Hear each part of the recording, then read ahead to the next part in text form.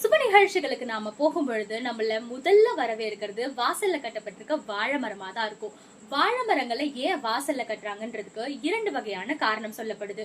அறிவியல் ரீதியான காரணம் என்னன்னா, பொதுவா தாவரம் எந்த மாதிரியான தன்மை கொண்டது? கார்பன் டை ஆக்சைட உள்வாங்கிக்கிட்டு ஆக்சிஜனை வெளியிடக்கூடிய தன்மை கொண்டது இல்லையா?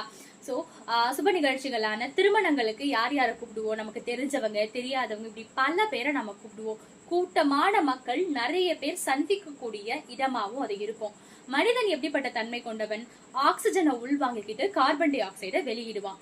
அப்படி வெளியிடும் பொழுது அங்க இருக்கக்கூடிய காற்றுல கார்பன் டை ஆக்சைடு கலக்கிறது மட்டும் இல்லாம மனுஷனுடைய உடம்புல இருக்கக்கூடிய உஷ்ணம், அந்த கூட்ட நெரிசலால ஏற்படக்கூடிய வியர்வை, இதெல்லாம் அந்த காற்றோட கலக்கும் பொழுது அந்த கூட்டத்துல யாராவது நோய் எதிர்ப்பு சக்தி குறைவா இருக்கிறவங்க இருந்தாங்கன்னா அவங்க ரொம்ப எளிதாவே அஃபெக்ட் ஆகக்கூடிய நிலைமை ஏற்படும். அவங்களுக்கு ஏதாவது உடல் உபாதை இல்ல அசௌகரியம் ஏற்பட்டு அவங்களுக்கு ஏதாவது ஒரு சங்கட்டமான நிலைமையில மாட்டிக்கக்கூடிய ஒரு விஷயமா அது இருக்கும்.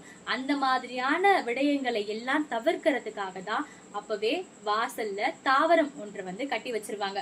வாழை மரத்தை கட்டுறதுக்கு இன்னொரு முக்கியமான ரீசன் என்னன்னு கேட்டீங்கன்னா, பொதுவா என்ன சொல்லுவாங்க, வாழையடி வாழையா வாழணும்னு சொல்லுவாங்க. அதாவது திருமணம் நடக்கக்கூடிய தம்பதிகள் பரம்பரையா ரொம்ப மகிழ்ச்சியா நிறைவா வாழணும் அப்படின்னு வாழ்த்துற வகையிலையும் இந்த வாழை மரமானது கட்டப்படுது.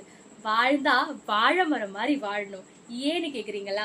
வாழை மரத்தோட ஒரு பகுதி மட்டும் எல்லாருக்கும் பயன்படக்கூடிய வகையில இல்லாம அதோட எந்த பகுதி எடுத்தாலும் அடுத்தவங்களுக்கு பயன்படக்கூடிய வகையில இருக்கு.